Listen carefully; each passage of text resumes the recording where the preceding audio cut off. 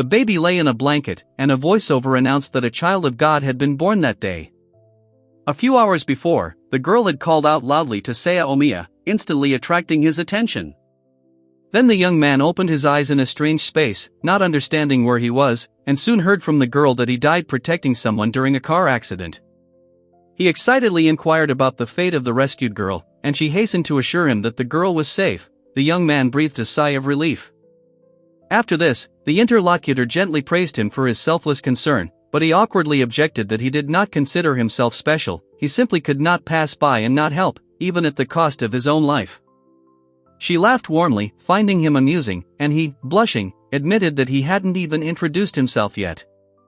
Then the young man was dumbfounded when he heard the stranger call herself Seraphia, the creator and deity of another world. Another girl nearby admiringly noted her extraordinary beauty. Afterwards, the boy was surprised again when one of them explained that the girl he had saved was destined to save the earth in the future. The self-assured figure merely playfully confirmed her words, humorously accepting the compliment about her beauty. Meanwhile, a mysterious shadow hovered above the curved surface, and a voice explained that the world of the gods is complex. The intervention of other entities leads to unexpected misfortunes and sometimes tears the soul from the cycle of reincarnation. Soon, the character with the glowing hand proclaimed the soul's acceptance into their world, while another irritatedly remarked that this was all too reminiscent of Isekai light novel clichés. She asked him if he wanted to keep his memories, and added that the new world would be exactly as he imagined it, filled with magic. The young man reflected that he had never imagined finding himself in such a situation. Then the boy enthusiastically agreed to help, hoping that the knowledge from the light novels he had read could one day be useful to him. After this, he gave thanks as a shining gift flashed in his hand, and was promised that other deities could also offer their blessings. He was soon informed that the explanations were over and that they would definitely meet again, leaving a slight feeling of anticipation. Then Seraphia smiled softly, as if surprised at herself, and wondered out loud how long it had been since she had last liked an ordinary person.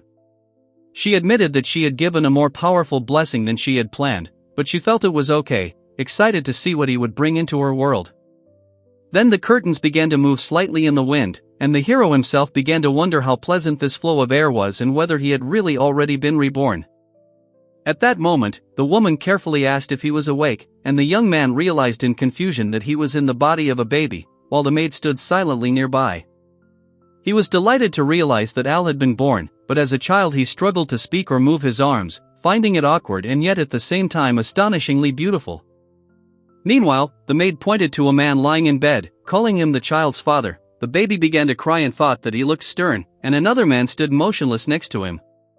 Then the boy noticed that the child's eyes were different colors, and the woman explained that one was inherited from him, and the other was from her. After this, the maid reminded the young master about the upcoming talent test, which surprised him and he began to ask what it was like.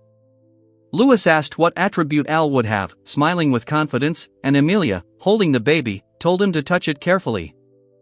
She showed him a glowing ball that emitted a powerful light, and he realized that it signified enormous magical potential as the maid watched in silence. The girl excitedly imagined that she would give her blessing if the child turned out to be a reincarnated god, while the young man was dumbfounded by such a guess. Then he strictly ordered Marie not to go outside and to keep everything a secret from the church, emphasizing the importance of secrecy, and she agreed without hesitation. The woman tenderly admired the baby, admiring Al's abilities and calling him unusual, while the child himself reflected that being a cheater is not easy and wondered what to do next. 3 years later, the boy greeted the maid Marie joyfully in the morning, and she asked if he was ready as they stood in the spacious chambers of the mansion. He then greeted the 2 other maids in the front hallway and noted to himself that after the new birth, loneliness became less due to the care of those around him. He thought that fate had given him a good family, and the maid gently reminded him that they had already arrived at the right room and warned him not to get distracted, to which he sheepishly apologized. At the very door, Marie told the boy to come in and greet the gentleman properly. The curtains fluttered in a draft, and he wondered again if this was truly a rebirth. The woman asked if he was awake, and the maid stood silently nearby. The young man realized that he was in the body of a baby. He happily realized that Al had been born, and the woman, unable to speak or raise her arms, found it inconvenient, but at the same time wonderful. It was noticed that the child's eyes had inherited features from both parents, and the woman showed him to the man, who remembered the upcoming test of ability. She handed the little creature to the baby and told him to touch it, and he asked with a smile what his attribute would be. The girl was amazed by the bright rainbow glow emanating from the boy's hands while the maid watched quietly, and he explained that it was a sign of great magical power. The young man then reacted with amazement to the rumors that Al might be the reincarnation of a deity, and the girl happily promised to grant her blessing if it was true. The man once again sternly warned Marie not to go outside, and she agreed, explaining that for the sake of Al's freedom, everything must remain a secret from the church. The woman held the baby warmly to her, praising his amazing qualities, while someone nearby was nervously wondering what to do with this mischievous child now. 3 years later, the boy again greeted the maid Marie, who politely asked if he was ready, and he apologized guiltily for keeping her waiting. The maid then greeted the boy and the man in the spacious corridor of the mansion, and the child thought about how he had previously felt lonely after being reborn, but now he was supported and perceived by others as a divine incarnation. Then he noted that he was born into a good family, and at that moment the maid gently reminded him that they had already reached the right door, advising him not to get distracted by dreams, to which he apologized again. After this, Marie told the boy to come in and properly greet the owner as they opened the door and stepped inside. At the large dining table, the young man apologized for being late, and the other two greeted him warmly, creating a peaceful atmosphere for the morning. One of those seated, dressed in a strict military uniform, introduced the father as Margrave Verret, and then suggested giving thanks to the land. After the meal, he explained that in this kingdom, all the nobility and royal family had the middle name Phil, and the rulers also had the name of their domain added to it, while the other two continued eating quietly. At this time, the girl told that Leal, her cousin, lost her parents early and was taken in by the Mark family, and the woman tenderly noted that Al was spilling soup, adding that he was very cute. The boy quickly apologized, but his cousin happily called him overly charming, while he explained that his older sister was 2 years older and had an overly attached nature that created difficulties. The boy then added that Al and Leal got along very well and handed him the cold dish, while the narrator noted that Phil Mark, despite his age, was mature and respected. Meanwhile, in another house in the capital, the father's first wife lived with another son. One brother thanked the other, who happily called Al really sweet. Later, the girl asked the boy what he intended to do today, and he enthusiastically said that he wanted to read a book, but admitted that he could not read yet. Then the child turned to his father, who reminded him that Al was celebrating his 3rd birthday, and Al himself began to think that perhaps he had understood the language from the very beginning, but had never mastered reading and writing. The joyful girl suggested that he study with Leal and Marie, adding that he was growing quickly, but without reading it was impossible to master magic. The boy promised to try his best, and those present nearby encouraged him with kind smiles, slightly surprised by his serious attitude. Then the girl enthusiastically said that she was glad to study together and invited them to study together, and he agreed with slight excitement, wondering whether he would be able to cope. The woman added that there was no need to overexert themselves, because the main thing was to be present, and he agreed, and she confidently encouraged both children, saying that they would learn everything quickly. Afterwards, the boy noted to himself with a gentle smile that the concern of those around him sometimes seemed excessive while he stood at the bookshelf. On the 3rd day of school, Marie invited Leal to sit down, and the cheerful girl happily showed a sheet of paper to Allah. Despite the difficulties, the boy managed to remember all the symbols, after which she encouraged Leal to try harder, and Maria noted with surprise how quickly Al mastered writing. The girl prepared herself for the lesson with confidence, and the boy watched her with admiration, thinking that she was truly amazing. Then she happily admitted that the arithmetic problems seemed easy to her. After that, she noted to herself that her older sister did not know about her memories from her past life, and that was why it was easier for her to cope with lessons, and she also thought that her sister was sincerely happy even when she was surpassed.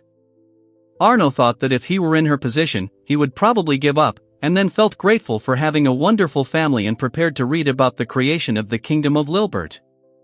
In ancient times, a man named Arthur prayed to the Spirit King for 3 days and 3 nights, willing to sacrifice his life to save his sick daughter Tyrina, and eventually disappeared along with the Spirit King.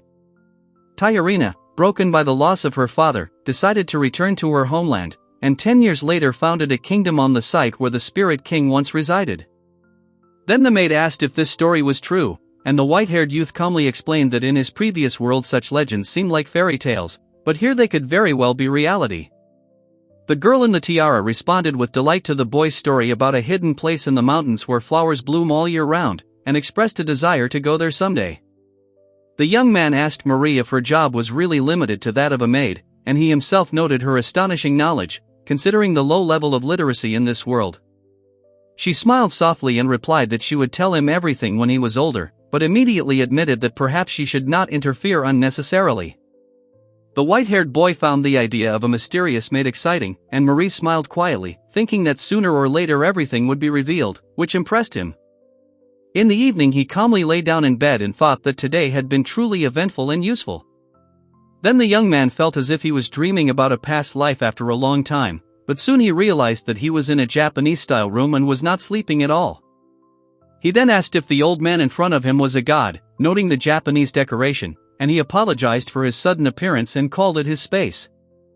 The elder invited the boy to sit down and explained that he was a deity of magic, and the child pondered its nature. In response, the gray-haired man remarked that he loved the Japanese room from his past life. The boy asked with interest whether he really was the god of magic and why he had come, to which the elderly interlocutor asked in response whether Seraphim had not told him everything.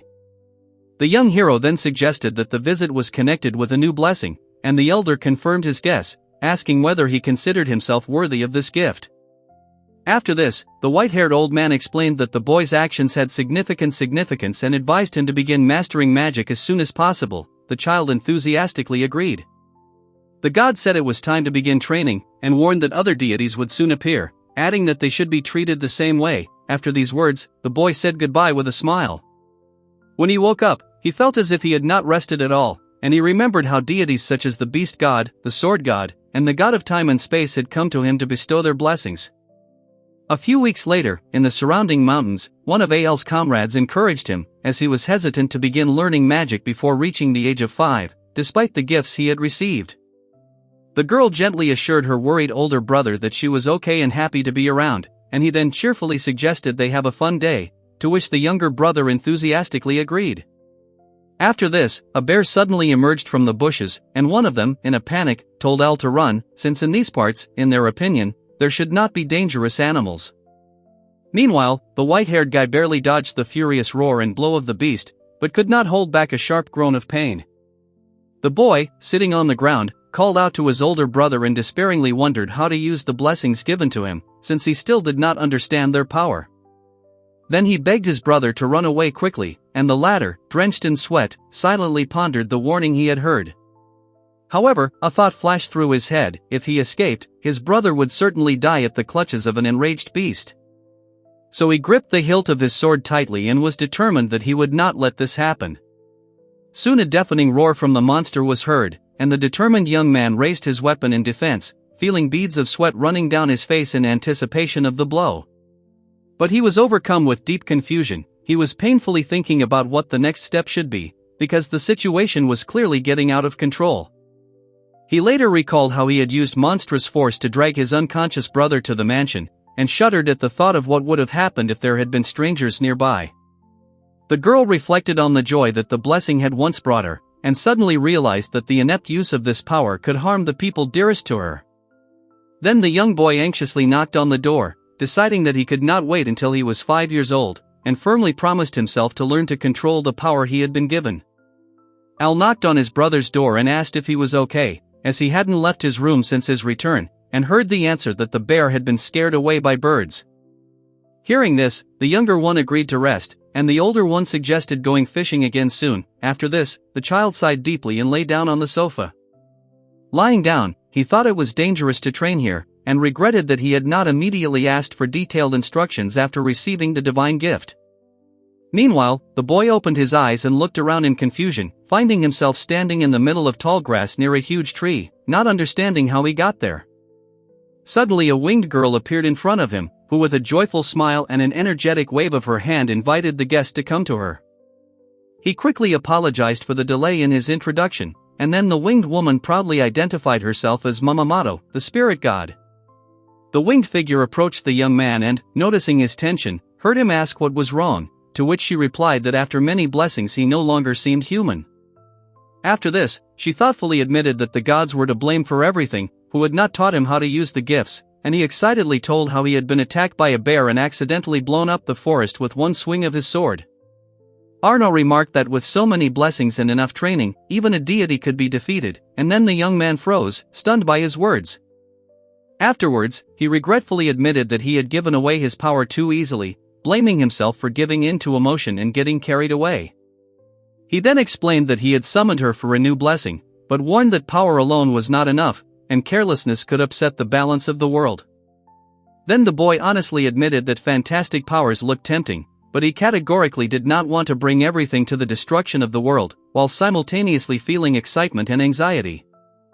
In response, the winged mentor confidently promised to teach him the correct use of the gift, and he nodded in understanding, agreeing to accept the lessons. Soon the boy realized the meaning of her words with surprise and joy, but another interlocutor nearby was already preparing an opposite remark. The winged woman told him that this would be a test to prove his worth, and warned that failure would cost him his blessing. After that, she joyfully announced the start of training, which stunned the boy, but he still agreed, looking at her with bewildered delight. She explained that time flowed differently in this place, urging him to seize the moment while the iron was hot, and he silently took her words in with mild surprise. Then someone started explaining the basics of magic, pointing to a diagram on the board, and then another participant wondered out loud where the board had come from. The winged mentor explained in detail to the seated boy that there are 8 elements, and blessings allow one to perform magic, and he thought that this was truly the level of a cheater.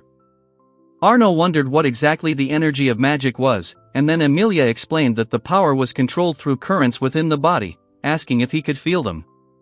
He compared the sensation to the flow of blood through her veins, and she agreed, after which he suggested concentrating her strength in her legs. The inspired teacher enthusiastically ordered him to jump, but he first hesitated and then fell down, screaming in fear. The boy then quickly warned him that he needed to keep the energy in his legs when landing, otherwise he could get hurt, but he failed and fell with a loud thud. Wiping the sweat from his forehead with his hand, he tried to recover from the fall, and a small figure nearby jokingly noted that for a first time this was quite normal. Soon the same little boy stood in the center of a huge funnel, guiltily apologizing, and from the edge someone encouraged him, assuring him that everything was okay. After this, the classes continued for a long time, and he was reminded that he had spent too much energy at the beginning, but was assured that any damage would be repaired immediately. The boy recalled how his mentor explained everything from the basics of magic to weapon handling techniques, and how an angelic figure watched over him while he trained with a glowing sword. And finally, the cheerful winged character proudly declared that he was the spirit god of miracles, and the curious interlocutor asked how he knew about all the blessings. The winged creature assured the boy that it had already given him everything he needed, and now he just needed to train hard, and he thought with admiration that this was incredible, even though he didn't fully understand everything. After this, the young man inquired about the upcoming test, and the joyful figure with wings enthusiastically announced the beginning of the final test. Then the boy turned to his opponent lying on the ground, saying that he must fight him to prove the correctness of his teaching, promising a blessing in case of victory. The child admitted that he was unable to defeat Mamamoto, and then the other offered a head start, doubting that a 3-year-old child could defeat a deity. He soon issued a challenge: dodge his blows without using magic, and if you manage to touch your neck with your sword, the victory will be counted. The winged girl thought that her chances were slim, but she decided to give it her all before returning to reality, after which she smiled and prepared to take off. The boy then decided to use wind magic and body enhancement to get closer and rushed forward, and someone nearby noticed and praised him for his wise use of knowledge. The young fighter confidently erected a magical shield and stopped the attack, and the fairy tale figure noted that such a blow would not reach him. Meanwhile, he acknowledged that attacking in the air was difficult, and realized that he wouldn't be able to defeat the enemy with a single blow while the magic circles were spinning around. The cheerful character laughed, admiring his ability to combine 2 actions at once. The blonde girl gave the little winged creature a hearty encouragement, and it responded with a confident grin. The boy responded sharply to his opponent's challenge, but the latter only mockingly noted his slowness and suddenly shouted here, catching him off guard. The white-haired man suddenly appeared next to him and playfully poked him in the cheek, after which the winged girl kicked him, and he admitted that in a real fight he would already be dead. She soon noticed something was wrong and he collapsed backwards, the other wondering if he had given up after turning off the magic in his legs. The winged observer noted that the enemy was spending all its flight power on attacks, and emphasized that it was too early to tire. The girl in the sky watched the blows from below, confident that they would not reach her, but still recognized the impressive control over magic with such little combat experience. Then the young participant in the battle thought that even a smokescreen would not hide him from the magical search, and desperately tried to at least touch his opponent. He looked around anxiously as someone approached, then a smoke bomb exploded nearby, and the winged figure watched it with relief, but also questioningly. The determined young man confidently declared that the smoke would not deceive his gaze as he stared at the shining magical symbol. Then the young warrior prepared to deliver the decisive blow, demanding an end to the duel, and the winged creature appeared from above, noticing him and acknowledging his presence. Then she declared that there was no point in hiding, but suddenly she turned upside down, and someone standing nearby noticed with surprise that Elle seemed to be chained to the ground and could not move. Soon the winged girl reacted sharply to what was happening, and the boy behind her prepared to throw a small object. Meanwhile, the young man struggled to strike with his sword, but the winged one easily dodged and still noted his clever use of creation magic to create the bait, praising him for his ingenuity. After this, the guy, lying on the ground, realized with delight that he had succeeded, and next to him, a winged figure watched him closely with genuine interest. Then the girl said doubtfully that she could not believe that he would win, and he, lying on his back, thought that she probably never intended to let him win. However, the young man was soon informed that it was time for a reward, although first something important needed to be discussed. He thought about how he had learned to harness great power, and heard the advice not to be afraid to use it for both good and harm.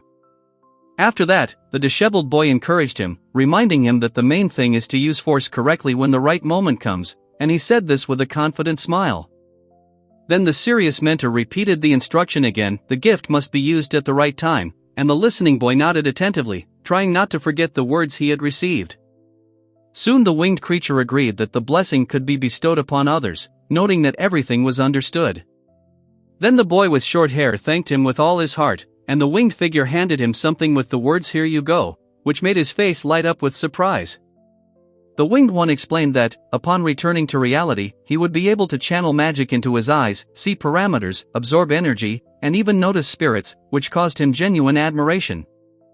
Then the young man sincerely thanked the winged mentor, and she told him not to abuse his power and promised to meet again before saying goodbye.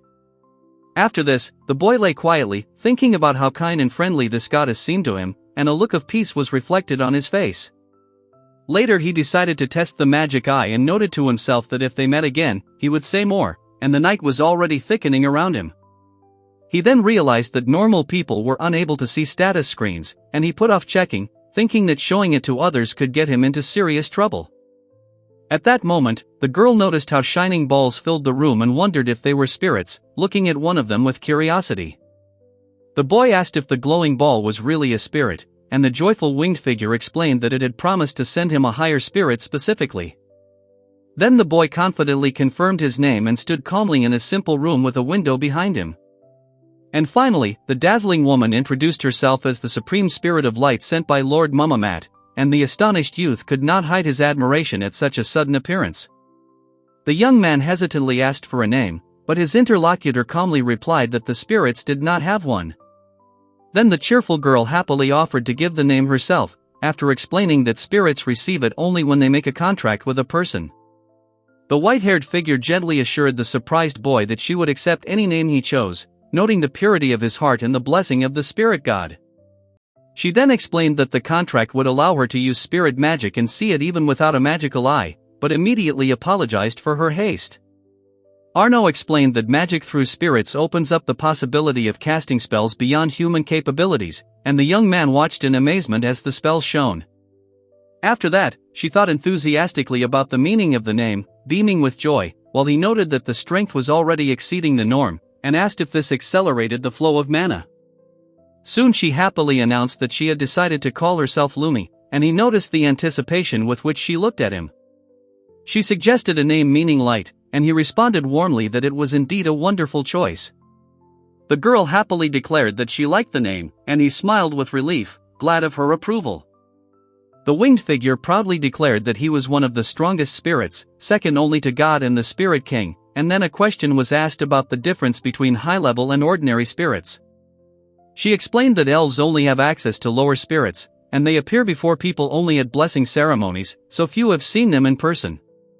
The winged creature noted that too many blessings could be dangerous, emphasizing that Lord Mumamat's gift was considered the most terrible of all. After this, she enthusiastically declared her joy at working together, which caused the man to exclaim in surprise. He admitted that he felt insecure around her and asked her to call him simply Al, and she readily agreed. The girl enthusiastically invited him to play outside, and the boy asked if they were lower spirits, to which she explained that a contract was only possible with one spirit of each element. After a while, the girl gently turned to him, saying that it was time to get up, and he happily replied that he was happy to meet her and conclude the agreement, even if it was hasty. She noticed that his magical eye was still active, and he quickly apologized and promised to return later as he left the room. At that moment, Marie suddenly froze and screamed at the gentleman in panic, while the others looked at her in bewilderment. One serious guy looked tense, while the other, exhausted and sweaty, nervously exclaimed that he had done it. Then she explained that he could now communicate with the spirit mentally, which was very convenient, and offered to stay nearby if necessary, but he continued to wonder what it was before. The young man asked what had happened earlier, then inquired about her well-being and any possible oddities, but she, with slight anxiety, assured him that everything was fine and nothing unusual had happened. Then the boy explained that a skill is a non-magical ability that a person acquires naturally immediately after receiving it, and the man, on the contrary, listened attentively, considering what he had heard. Soon, the alarmed interlocutor noticed that someone had two rare eyes, reminding him that only one was allowed, and there were very few such unusual people in the world. Arno slowly explained that such eyes were called magical, and the other one listened to his words with interest at the table. The man sternly warned Al to only use these eyes in dire circumstances, as if they were discovered, the kingdom would consider him a threat. Then one explained that it was called an object box, and the other, stunned and sweating, admitted that he had another skill after hearing the statement about his son's incredible talent. The young man quietly apologized, remembering that he had previously considered someone outstanding, but now he realized that reality had exceeded all expectations. The maid asked Al-chan to hide Airline's abilities, assuring him that there was no need to apologize, and he briefly agreed. He felt grateful to be born into such a kind family, while others thought that most people would be scared, but these were different. After this, the maid invited the man to join her for breakfast, and he agreed, following her slight gesture. Soon he sighed heavily, and she inquired about his condition, and they sat together on the sofa in a quiet room, without saying any unnecessary words. The man had difficulty recognizing his son's talents, marveling at them, while the woman calmly noted that past difficulties no longer mattered. He asked if she was worried about the child and admitted that Al was a good boy, but he doubted what he could teach him on his own. Then she assured him that no matter how much power he had, he was still their son, and also asked her husband not to be nervous and to continue doing what he knew how to do. The man smiled and agreed, after which he enthusiastically suggested that they begin the fencing lesson, but the woman interrupted, declaring that she wanted to have breakfast first. 7 years later, a large, elegant estate appeared before the eye, surrounded by trees and bushes, under a changeable sky. He explained that his older siblings had moved to the capital's mansion at the age of 10 to attend the Royal Academy of Magic, and once he passed the exam, the whole family would be reunited. The young man confirmed his readiness, and the maid asked if he had forgotten anything, to which he assured that everything was fine. The man proudly announced that he had been training the boy in swordsmanship for 7 years, and the woman admired how handsome he had become. The hero himself reflected on his father's tireless training, acknowledging that it was what made him stronger, while the other two listened intently from the shadows behind him. The man told everyone that the crew was ready, and 3 people, a boy and 2 adults, listened attentively to his words in the fresh air. Then one of the companions cheerfully announced that they were going to the capital, and the horse-drawn carriage set off along a forest road under a cloudy sky. The young man thought that successfully passing the exam would allow the whole family to move into the butler's house, and, looking out the window, he noted how wonderful that would be.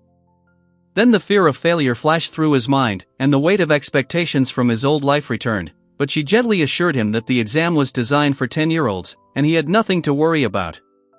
After this, the conversation turned to the fact that the journey would take 4 days, and one of the companions agreed with doubt, looking at the map on which a significant distance was marked. She explained that there was still time left before the exam and asked if he was going to register with the Adventurers Guild first, to which he nodded enthusiastically. The boy happily declared that he would finally be able to join a guild now that he was 10, dreaming of all the things an adventurer could do, while the adults watched him with slight smiles. Then the man warned that joy is good, but one must remember, travel is full of dangers, no matter how strong the adventurer himself is. The young hero promised to be careful, but silently thought about a spell that would help him get rid of motion sickness before he arrived. On the 4th day, he finally managed to overcome the nausea, and then the boy enthusiastically showed Allah the capital, his eyes shining with admiration. The child remarked with delight that the city was huge and unlike any he had ever seen, and the man proudly remarked that it was one of the most beautiful and largest cities in the neighboring countries, while the woman smiled silently behind their backs. The man in the dark uniform said he would introduce the family at dinner, told the maid to do as she pleased, and the blonde volunteered to help with the chores, and someone else went to the guild. The young man looked at the impressive building with admiration, noticing that it was not as crowded as he expected, and cautiously peered inside when someone quietly opened the door. The boy then happily announced that he was 10 and wanted to become an adventurer, and the woman greeted him warmly and asked if he wanted to register, glad that the room was not overcrowded. The girl smiled reservedly and asked if Eva was there, and the excited boy was told that he had to pass a test, to which he asked doubtfully whether he could handle it. One of the men explained that the test was simple and designed to assess the ability to cope with danger, and the girl next to her added that the ranks go from S to F, with F being the lowest. He decided to use only his first name so as not to reveal his noble origins, and, having signed, he happily agreed to accept the offered item. The dark-haired woman introduced herself as the guild leader Marilia and suggested starting with measuring magical power, while the blonde listened to her attentively. The girl watched in surprise as the boy carefully extended his hand, noting that this was her first experience of this kind since infancy. He remembered how much effort he had put into controlling his power and felt annoyed, but the woman advised him to try a new device, explaining that the old one was worn out, and he readily agreed. The girl could barely contain the flow of power, while the tiny fairy persistently reminded her to train, and the boy next to her nervously admitted that the device had real power. After this, the girl led the young man to the testing site, where a strong man asked if he was a candidate and immediately asked his name. Then one of those present called out loudly to Alan and gave the signal to begin, and the boy in the vest watched with a surprised expression on his face. The young fighter hesitated with his sword raised, confused by the unexpected powerful blow from the fist that caught him completely off guard. The girl then objected that the rules had not yet been explained, but another participant calmly noted that the use of body enhancement magic on the battlefield was quite common. The confident man revealed that he was once an A-rank adventurer and challenged the white-haired opponent, who reacted hesitantly to the proposal. At that moment, the young man's eyes flashed with a special light. He had activated a technique known as body strengthening. The man was astonished to realize that he was being pushed aside by a child who was using only this ability, and at the same time he felt a growing interest in the duel. He raised his weapon for a swift attack, confident that he could track his opponent's movements with the beast god's eyes, and he shouted loudly as he spotted the opening. The young participant wondered if he had passed the test, and the adult admitted that he had wanted to continue longer, at which point the young man cautiously noticed the steps of a new person. The boy then admitted that he was literally 10 years old, and the man, impressed by his strength and the fact that, despite the broken equipment, the boy's sword remained intact, commented on what he had seen. The senior warrior expressed bewilderment that everything had happened exactly as the guild leader had predicted, and the young candidate asked in bewilderment if he knew anything about him. The man honestly admitted that he didn't know the details, but explained that the guildmaster had told him not to hold back, even if his opponent was a child. After this, the boy confidently stated that he already understood how the training would go, but insisted on following the rules, and one of the spectators asked who he was, and the girl became noticeably nervous when a magical target field appeared. The instructor explained that the stone was extremely rare and immune to conventional magic, and then sent the girl to wait at the reception desk while he went to the guildmaster. He quietly opened the door, relieved at his success, but there were many more people inside than before, which caused him no small surprise. The young man angrily accused the girl in the cloak of bumping into him first and called her impudent for a newbie. The knight and servant watched intently as the hooded figure approached, and she herself coldly remarked that if he did not wish to pay, he could always pay with his body. Louis looked stunned, while Amelia raised her hand defensively in determination and Reiner turned away, tensely monitoring the situation. Then the girl in the cloak harshly condemned those who bully the weak, declaring that such behavior was shameful and worthy of condemnation. The man raised his hand sharply, intending to hit the confused woman, and two people nearby whispered that the boss was furious and that it was all over for the purpose now. Meanwhile, a young man during training threw his opponent over his shoulder, after which a worried girl asked if everything was okay.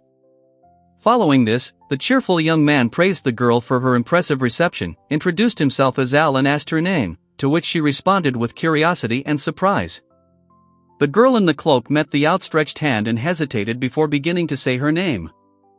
On the other side of the room, a man shouted to cover his brother as a bald opponent rushed forward, and a woman nearby with a frightened face shouted at them to be careful.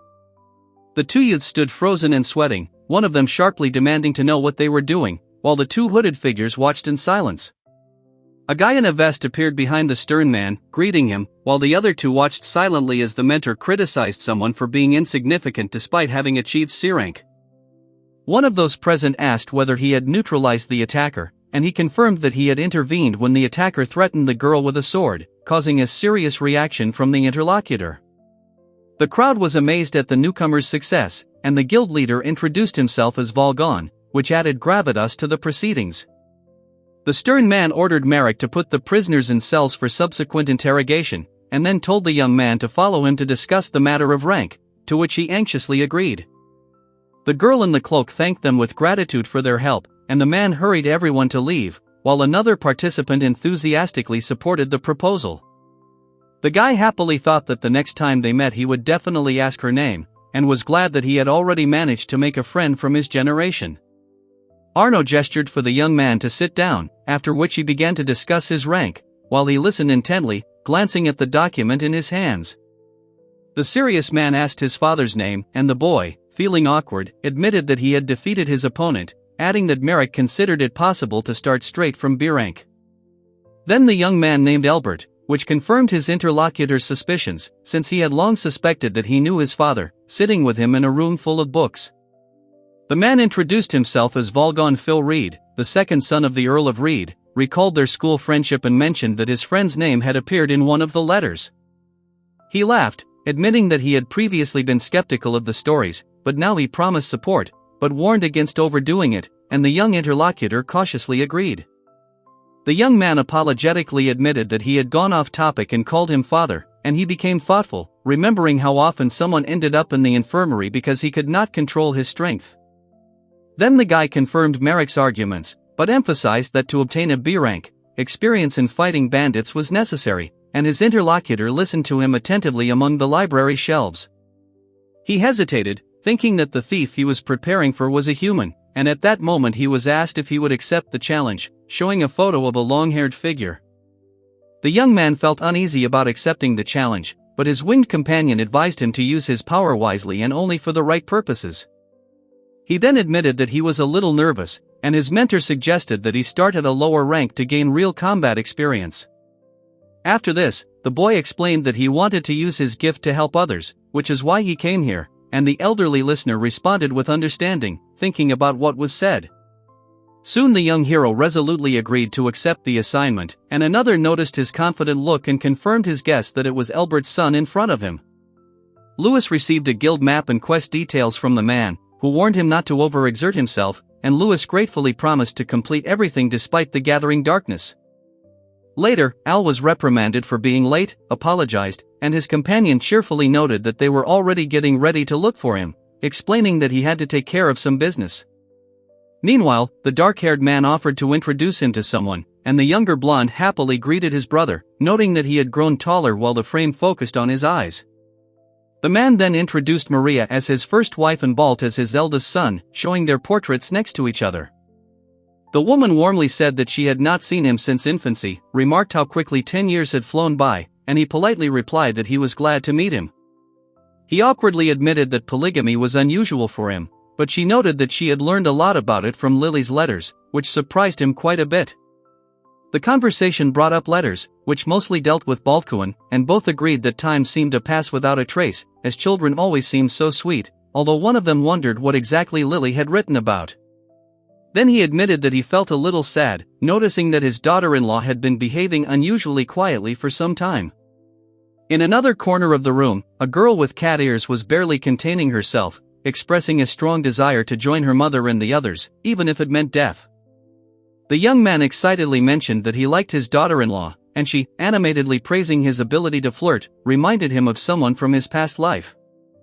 The girl blushed, but then warned Alcuin that such words were dangerous, clenching her fists and looking at him seriously.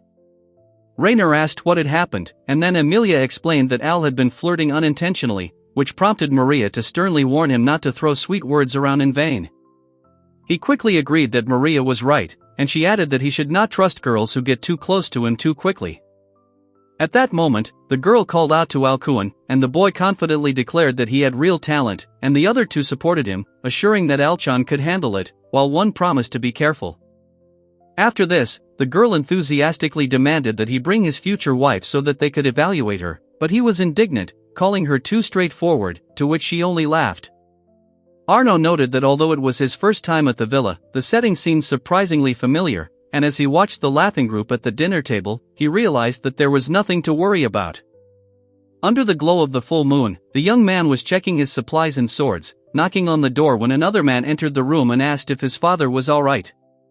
Then the guy asked if the order had already been accepted, and received confirmation that everything had been completed. After that, he explained that he intended to gain experience and was going to perform tomorrow, and his interlocutor mentioned that the guildmaster had been a friend of the family since his student days, for which he thanked her for her support. Arno adjusted his cloak, and the scene changed to a large house, where Emilia warmly encouraged him, wishing him to prove himself and return safely.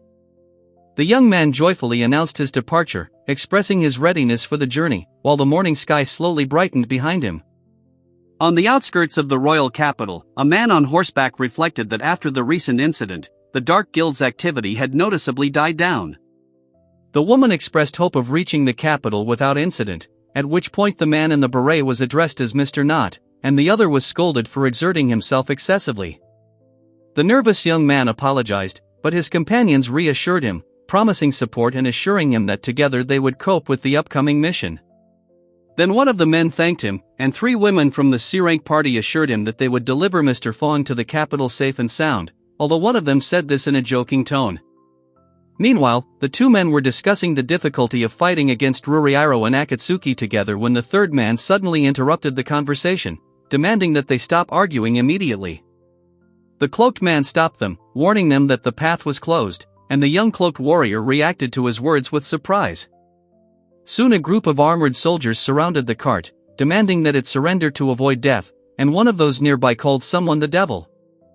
One of the opponents threatened to take the women into slavery and enslave the men, but the other strongly objected, declaring that such an outcome would not happen. Then a band of determined fighters prepared for battle, vowing not to let the enemy escape, and one of them loudly declared that they would fall with Fong. Soon the formidable warrior delivered a powerful punch and barely managed to block the bullet when the hidden shooter fired several shots, scattering debris around. The girl asked if he was okay, and he admitted that the throwing knife was powerful, noting that their opponents were acting in a coordinated manner, and it would not be easy to reduce their numbers. After this, he concluded that these people were not just bandits, sensing a more serious threat behind their appearance. The scarred man thought hard, wiping away his sweat, racking his brains over how the enemies had learned of Mr. Fong's route.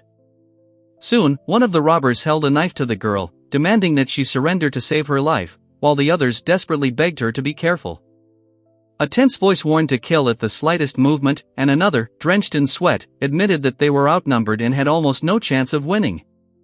The woman, in a panic, ordered everyone to run and relied on their strength, but in response, another screamed in despair, turning to Mr. Knott. Then the determined youth suddenly struck the blinded enemy from behind, and he, stunned and confused, was unable to sense the presence of the attacker.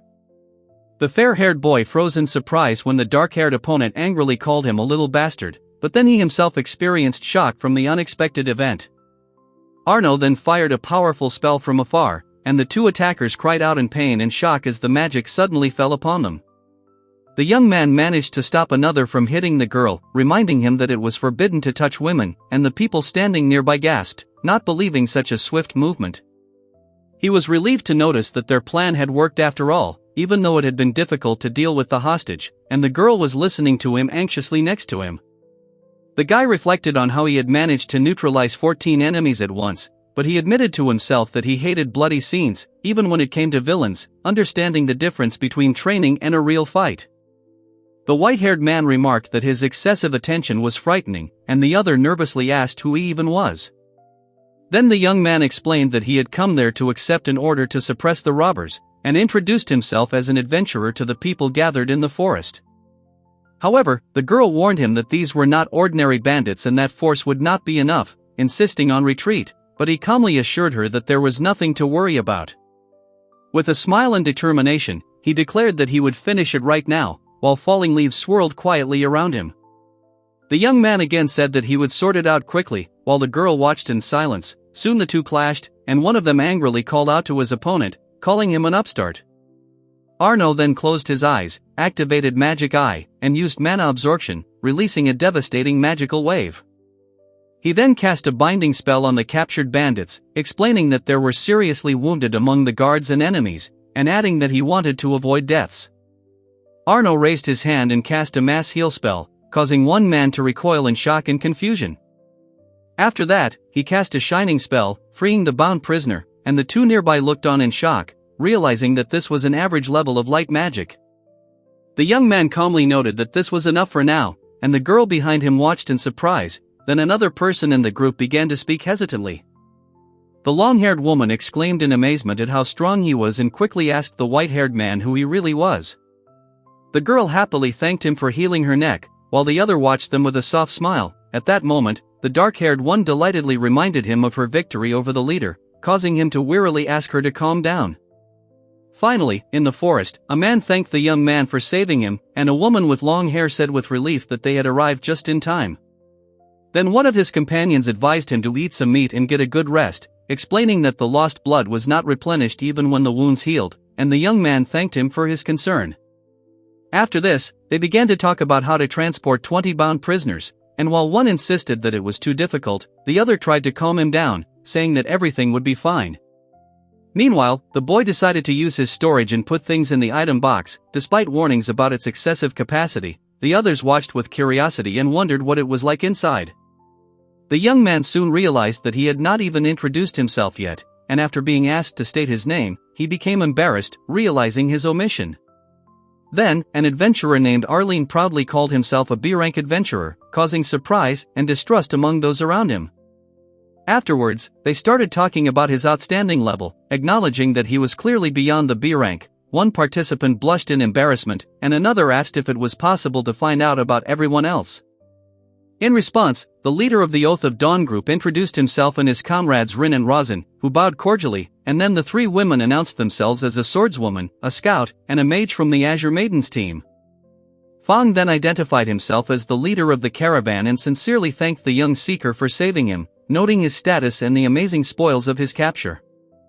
Soon, one young man unexpectedly offered him a job in his trading company with decent pay, and another was already thinking about mass cargo transportation, reliable security, and cost reduction.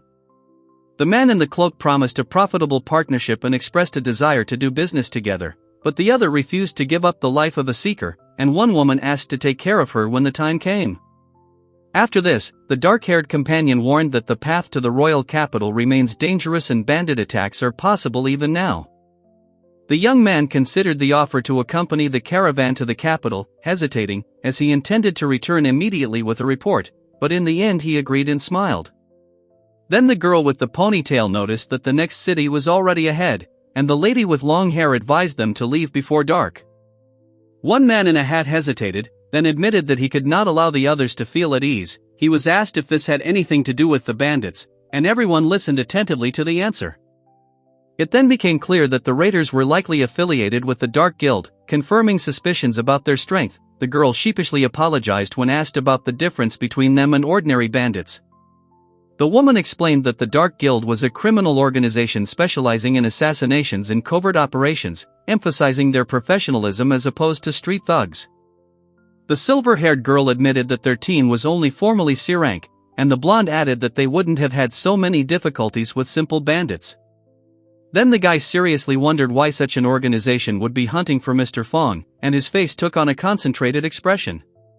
Arno explained that after the defeat of a nobleman who collaborated with the Dark Guild, high-ranking members had been captured, and a retaliatory action might now be underway. The others discussed the constant threats looming over their leader.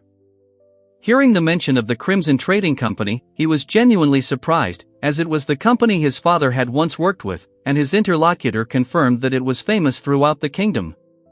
The man then admitted that he wasn't very knowledgeable about the subject, and the two noted that Fangasan's name was usually recognized immediately, after which he concluded that he was still far from the required level.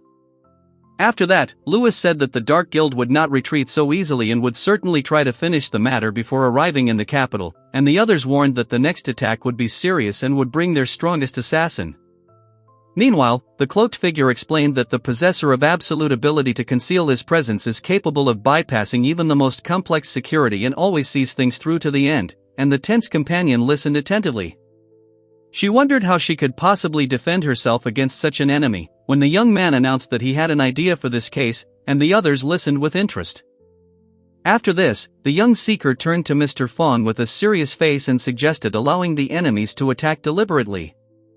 He asked irritably what it meant to be attacked, but his companion warned that using Fangasan as bait could lead to complete disaster if the plan failed. Then one of the men asked to hear the proposal out first, after which the other reluctantly agreed and told the fair-haired youth to continue. He reasoned that if the goal was only to eliminate Fangsan, then one experienced assassin would be enough for this. The hooded figure added that for a master of stealth, attacking a sleeping person is a simple matter. The scarred man then explained that there were two options, and the first was sending out a small group of elite assassins, while the woman next to him listened intently. Arno then spoke of a second scenario, where a large force attacks the inn to destroy the caravan, and Lewis and the others noted that it was extremely troublesome but unlikely. The scarred man acknowledged the risk of sending too many, but the long-haired man suggested that this time the Dark Guild was confident in its strength and ready to take such a step. Meanwhile, the two women discussed the plan. One expressed confidence that the killer could be defeated if he was caught in the act of breaking in, but the other doubted that everything would be so simple. Then one warned that guarding the room was useless if it was impossible to sense an intrusion, and the man confidently offered to take charge of the situation, despite the worried looks of those around him. He hesitated, deciding whether they would believe him without proof, and doubted whether it was worth revealing his secret, since he was not sure of the true nature of his interlocutors. Arno then asked if they remembered how he had taken out the bandits earlier with one move, and Lewis admitted that he still didn't understand how it had been done, while the group listened attentively. Arno revealed his magical eye ability, causing everyone to be amazed. They began to whisper about how unusual it was and how he clearly had more than one ability. One of the companions explained that the magical eye drew out magical energy when focused on a target, and the other two listened, admiring the power of the ability but remaining cautious. The young man explained that the eye allowed him to see the flow of mana, which allowed him to detect anyone hiding under magic, and he confidently pointed to the cloaked figure. Arno was thanked for trusting him to come forward, and the three women began to discuss whether they had frightened him and admitted that the technology's concealment against him was pointless. Lewis warned everyone that many might fear such power or use it for their own ends, and therefore caution was needed. Emilia agreed to be careful, and one of the men added that concealment techniques could be circumvented. She was then asked about the order to attack Fangsan, and he admitted that it was risky, but insisted that the real Fangsan would be hidden elsewhere. Two girls were surprised when the boy demonstrated the creation of a realistic double, explaining that it could not speak, but was quite capable of deceiving the enemy if he laid him on the bed. One volunteered to guard the room using a decoy doll, while the other ordered the others to intercept the enemies watching outside. Then the fair-haired youth assured that everyone would remain safe, and the dark-haired leader was only told not to risk his life, and the group agreed to follow his plan. After this, a discussion began about where to hide the real Fangasan, and one of the participants confidently declared that the issue had already been decided. Lewis enthusiastically summoned the item box using the magic circle, and someone nearby remarked that this act seemed both naive and frightening. They began to talk with curiosity and determination to try a new method, one insisting on taking everything upon himself, the other asking for caution, and finally a reminder sounded from inside the building that time was short and it was time to begin. Arno approached the resting man, but stopped when Lewis ordered him to keep his distance, and two shadows were visible outside the window. The hooded figure realized she had fallen for the bait and was spotted by another. The one lying on the bed warned her to surrender calmly, as there was no chance of success left. One young man wondered how this happened, while the other noticed the stranger's eyes and reacted with surprise and tension. The cloaked opponent quickly dodged the blow, then created balls of dark energy called dark bullets, preparing to attack the boy nearby. The young fighter calmly deflected several shots, and the cloaked figure admitted that he had not expected to encounter such a strong opponent on this mission. The guy in the vest hesitantly called out to the enemy, but he grimly replied that he could not allow himself to be caught, even if he had to stoop as low as necessary. Then Arno quietly prepared to act before the guests arrived, and was determined to complete everything that was necessary. The young warrior stood up straight, allowing the darkness to swirl around him, then closed his eyes and asked the spirit of darkness to lend him strength. The dark-haired girl acknowledged the child as a favorite of the spiritual gods and promised to support him, and he thanked her with sincere appreciation. The two exchanged ironic glances, one noticing that the other was saying reckless things but still agreed to help, and the third, hidden under a hood, listened when another interlocutor expressed confidence.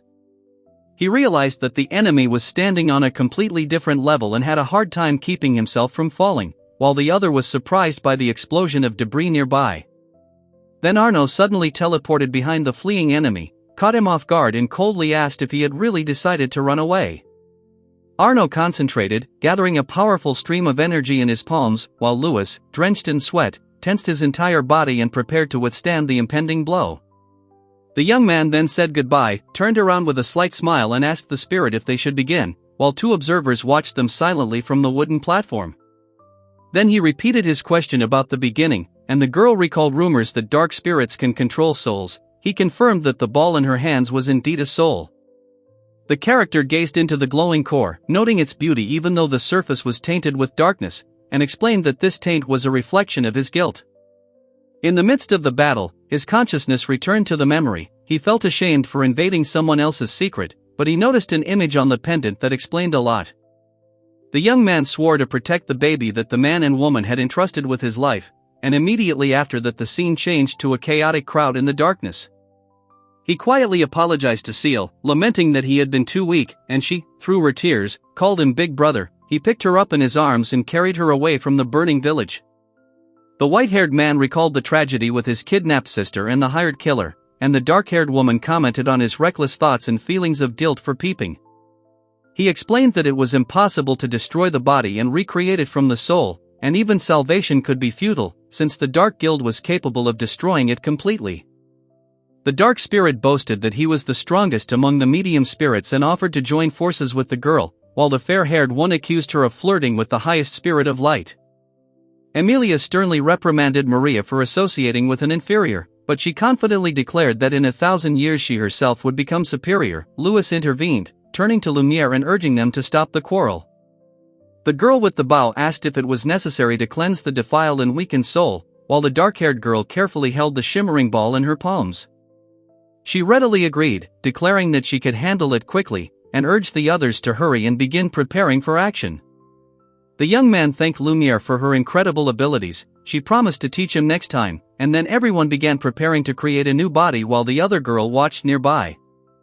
Louis cast a creation spell and a bright light flashed between his palms. Emilia watched the process closely, and the dark-haired girl looked on in amazement. Arno stood quietly while the others remarked that his strength was many times greater than his original body, and someone called him a child of the gods, blessed by all the celestials. They discussed how it would take about a week for the soul to settle into the body, and while one admitted to disliking the child, the other noted his enormous magical reserves. Arno then offered to transport someone inside, and a surprised Liana asked if she could make a contract, clearly shocked by the unexpected offer.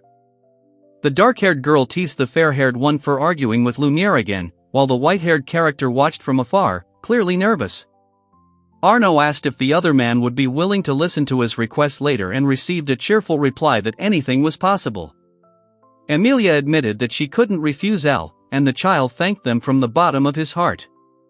The girl asked if the naming was ready, and he nodded affirmatively, then solemnly announced that her name would be Malify. The surprised young man watched as the dark-haired woman smirked confidently and explained that after receiving a powerful name, she had risen to the rank of a high spirit. She frowned and remarked with displeasure why evolution had not happened earlier, but the small figure explained that back then she was still considered a child and was already considered a higher spirit. After that, they met with Mr. Knot, safely returned to the capital, handed over the completed task and placed the still sleeping Dark in a safe place. Then the three stood in the middle of the street, looking forward with firm determination, while behind them the sky gradually brightened. Meanwhile, the frame shifted to the Dark Guild's hideout, after which the focused on the legs of the man who declared that it was time to complete the final task. The group came across a man fallen to the ground who demanded to know his name, but the white-haired man calmly replied that he was just a humble adventurer, hinting at something more important. At that moment, the blonde man hurriedly asked about Ms. Seal's whereabouts, and behind him, the three froze in shock, while the two women silently watched from the side. He realized he looked younger, noticing the change in his hair and eyes, then sat down on the bed and looked closely at his reflection in the mirror. Then the young man timidly called out to his older brother, who suddenly appeared and hugged him tightly, asking excitedly why he was there, and the younger one, in response, pressed himself against him with feeling.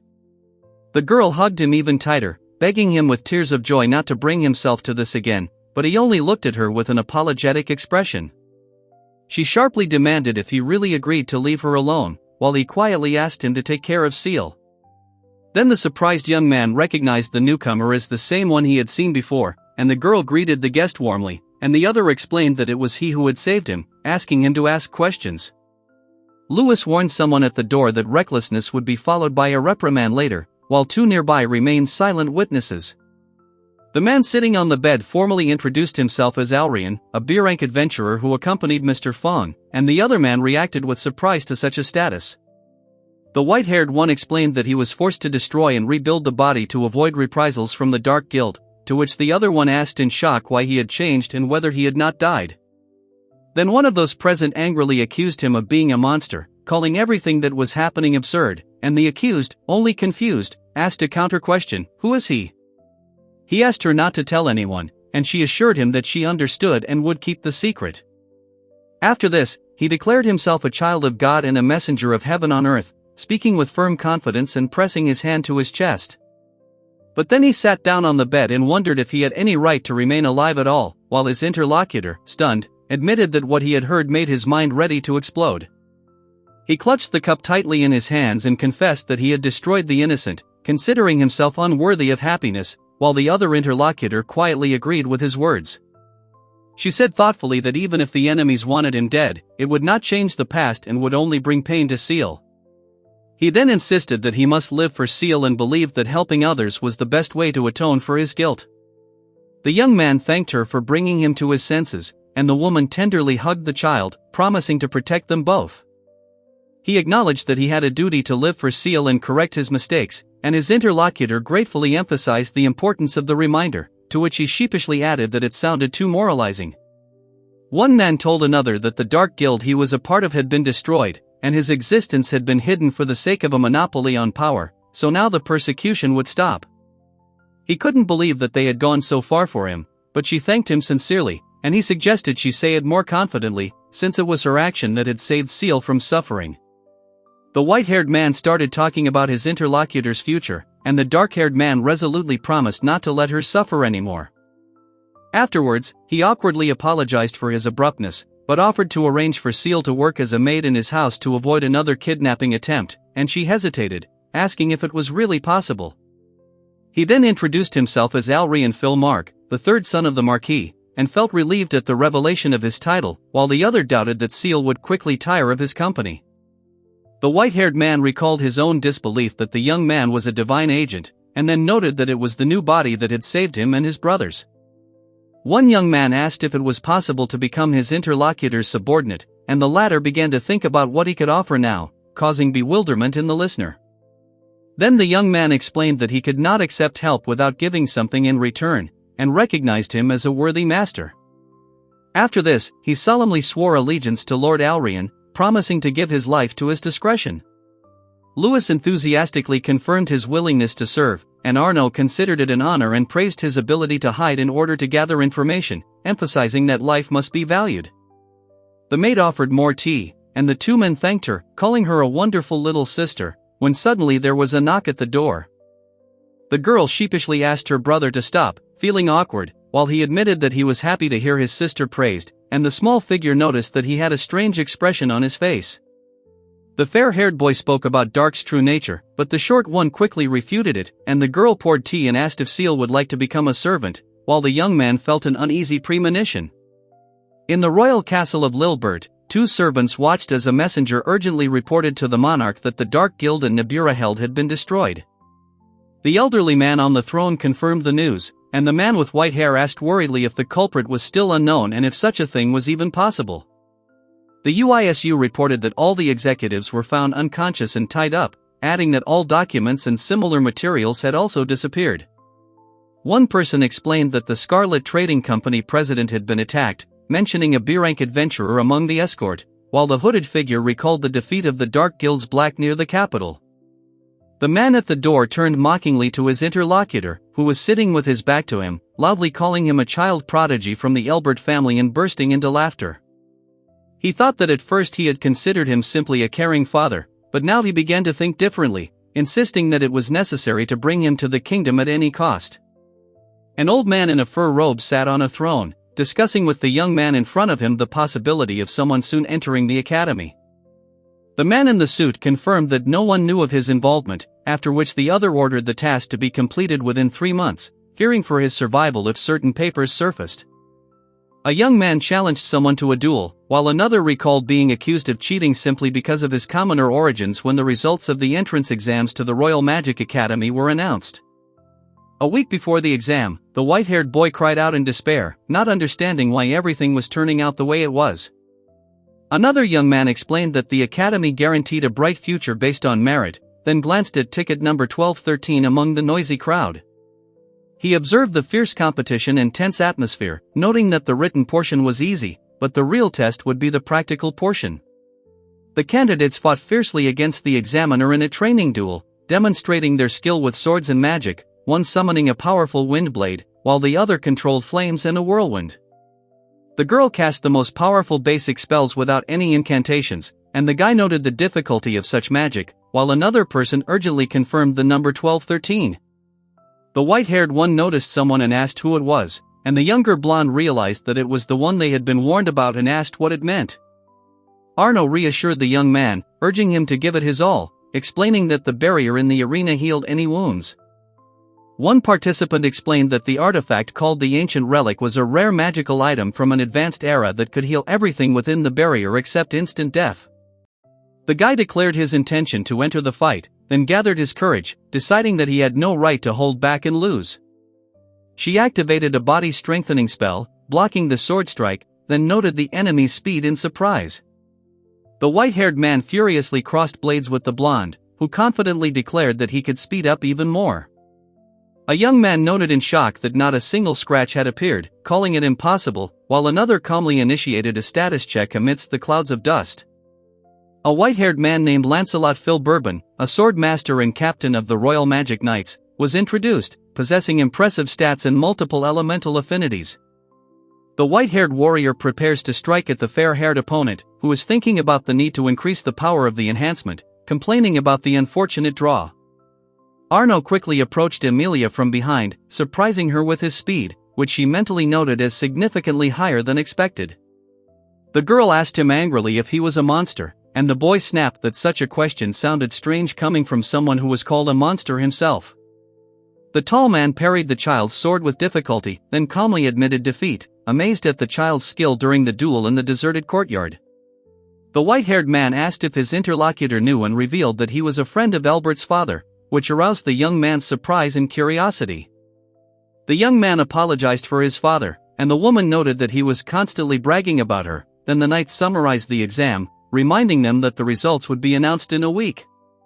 The captain was defeated, which caused surprise among the spectators, after which he ran away, admitting that he got too carried away and called himself an idiot. The girl angrily accused the commoner of cheating to get the title of top student, threatening to expose him, but then a white-haired man appeared and asked if they were going to have a duel.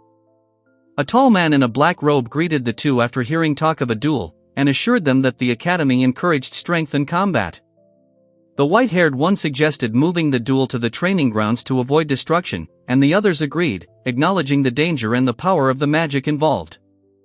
The dark-haired woman dismissively called the people petty and boastful of power, while the blonde countered that there was no way Al could have cheated in his response to the argument surrounding the boy standing between them. The dark-haired woman asked the blonde man a question, who looked puzzled, wondering why Lavier thought he was a commoner, since the results list didn't include any status details. A group of girls were discussing a special student with different colored eyes, wondering whose son he was and whether he was a commoner who had come on foot to the entrance exam. The servant offered to prepare a carriage, but he insisted on walking. At this point, others noticed Lavier nearby and wondered if he had allowed himself another disparaging remark directed at a commoner.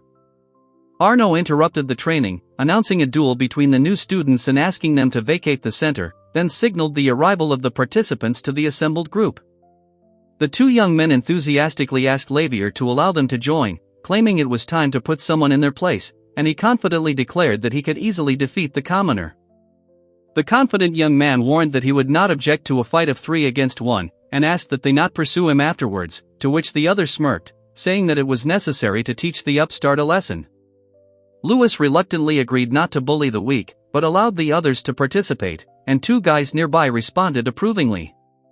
The crowd reacted with shock and disbelief when one of them, called Lord Lancelot, stood up to 3 of them at once, which seemed to them madness and a strange undertaking. The white-haired man calmed the light brown-haired woman, who insisted that duels were acceptable, but this situation was clearly excessive. She insisted on activating the artifact's barrier and vouched for his skills, and he reassured her that he would intervene if the situation became dangerous. The influential figure asked if they were ready and urged them to give it their all without regret, to which the group confidently responded in agreement. Arno explained that they could torture him indefinitely as long as he survived, but Lewis called him an idiot, reminding him that all the wounds would disappear as soon as he left the training ground. The self-confident young man ordered them to begin, and the other one, holding a pointer, declared that he would personally take charge of his training, to which he responded with a nervous but respectful smile. Arno gave the command to begin the fight and watched as the opponents suddenly found themselves in cages, causing one to furiously accuse him of cheating. The white-haired man explained that a colossal amount of mana was released, causing an instinctive fear, and the fair-haired youth admitted that he simply allowed it to escape, while the woman sitting behind him looked exhausted. The young man shouted angrily that he would not stop and attacked with his sword, but the other calmly suggested ending the fight, noticing his inability to continue. A swirling vortex of black flames was created when one of the participants cast an inferno spell, while another erected an ice wall, explaining that the pressure would prevent it from escaping, and the others warned of the danger of hitting others. The white-haired one warned that this spell should not be shown to too many people, and the silver-haired one noticed that it looked like he was trying to block out the fire with ice, hiding from the public. He explained that someone once failed to create a separate dimension, and as a result, a black hole or dark rift appeared in front of him. Arno was shocked to see the flames disappear, consumed by another reality, and exclaimed that such a spell was impossible and had never been known. Lewis watched with concern as Arno questioned the nervous youth about the effects of his magic, pointing out that people could have died without timely intervention. The young man with his arms crossed explained that he had not intended the spell to be fatal, while the other, in dismay, realized that it could have killed him. The man acknowledged his opponent's talent and advised him to learn to read his opponent's abilities to become even stronger, while he remained silent, clutching a dagger. Arno hesitated, wondering if he had been too harsh, but justified himself by thinking that the consequences would be worse if the lesson was not learned now, even though someone had asked him to stop. The man in the dark uniform announced the winner, pointing to the young man standing calmly nearby. Lewis decided it was best to slip away quietly, while the other 2 nearby exchanged worried glances, fully aware of the situation. The woman exclaimed, asking where Lord Lancelot was going, and he replied that he had something important to report, walking away confidently despite her anxiety. Returning home, the girl happily praised their son for becoming the best in the class, proudly introducing him. The young man warned her that it was too early to relax, urging her to study harder and strive for more, but the girl insisted on celebrating, calling Maria too strict. Arno told Amelia that since Al couldn't inherit the estate, he would have problems without studying, adding that she was strict with both Bart and Light. The boy assured his mother that all 3 of them would cope and take responsibility for the Welt territory, and the little chibi figures cheerfully commented on what was happening. The girl told the boy about the reception for new students of the Magic Academy in the royal castle on the day of the entrance ceremony, and he reacted with surprise. The young man was shocked to learn that those entering the academy were considered gifted and often became leaders of the kingdom, and that a celebration was held in the palace to support them. The boy regretted Lancelot's defeat, but the girl reminded him that this year he was the star of the event as the best student, and he wondered if he could skip it.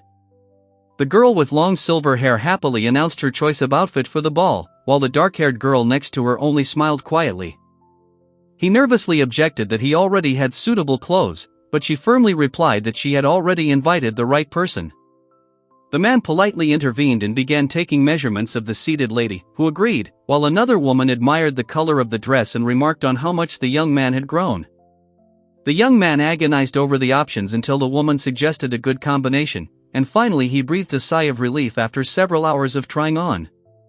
The maid warmly thanked Seal for his efforts, and he respectfully addressed Lord Alrian, who appeared in the corridor. Feeling grateful for Maria's guidance, Seal received a letter from his brother, which surprised the others, as it was not yet time for the usual report. Louis returned to find Emilia in an argument with another man, wondering why someone would act so hastily instead of the usual careful analysis. The girl with the bow and the dark-haired girl were arguing about who started it, and the white-haired boy with the book commented on the barrier put up to muffle the noise. An authoritative voice ordered both of them to sit down and kneel immediately, and they quickly obeyed, while two observers asked in surprise if the conflict was still going on. Louis wondered where he had been, trying to calmly read Dark's letter while Emilia scolded the spirits and ordered them to stop fighting and clean up the room. Arno began to reveal the contents of the letter, but suddenly hesitated, began to sweat, and was unable to continue. He sat on the bed and read the documents seriously, remembering his bad feeling, because the intelligence was divided into 3 key points. The story revealed that the kingdom's first princess was entering a magic academy this year, and the young man assured her that there would be no problems as long as she didn't create any pretexts. He looked worried as he studied the papers, and the girl explained that his daughter-in-law was being followed by an unknown person with unclear intentions. The house of Marquis Harles has been found to be plotting a rebellion, turning the situation into a national threat, with Storm Philharl's jewel named as the mastermind. The elderly man explained that the head of the ducal house, the king's brother, was secretly gathering forces with the aristocrats, and if the spies had discovered this, the royal family should already be preparing countermeasures. He was worried about the upcoming conversation with his father, afraid that he would have to explain the situation with Dark, and she asked with concern if everything was okay, worried for the safety of her daughter-in-law. The young man admitted that he needed more information, but lacked people, so the dark-haired girl suggested using her lower spirits to gather information.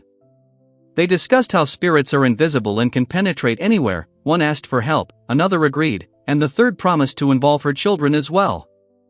At night the castle was shown, after which the young man at the window thought that all he had to do was wait for the reports from the others. A week later, the maid greeted Lord L warmly, remarking that he looked magnificent and smiling softly at him. He thanked Marie, who was worried that his snow-white outfit would get dirty easily, and at that moment someone turned to Lord Alrian with advice. The maid hesitated, expressing concern, but the white-haired man confidently declared that anyone who tried to set him up would end up in trouble themselves. The young man ran down the stairs quickly, announcing that he was going to join his father and the others, while the maid objected that they were not finished yet. The young man thanked his interlocutor, and the blonde complimented the dark-haired man on how well the uniform suited him, agreeing with Lily's opinion. Louis warned Al to control his power at school, noting that destroying the training grounds would not be funny, to which Al sheepishly replied that he would never do such a thing. She cheerfully encouraged him by wishing him to make more friends, and he admitted that perhaps they were already too worried. The man warned the white-haired man to be careful outside the house. The blonde smiled softly, and the dark-haired man admitted with a serious look that it was time to go out. The young man felt nervous about the entrance ceremony, but at the same time he felt joy in anticipation of meeting new people as he took a step forward. The young man cheerfully announced that he was leaving, and the man and woman remained standing silently in the doorway behind him.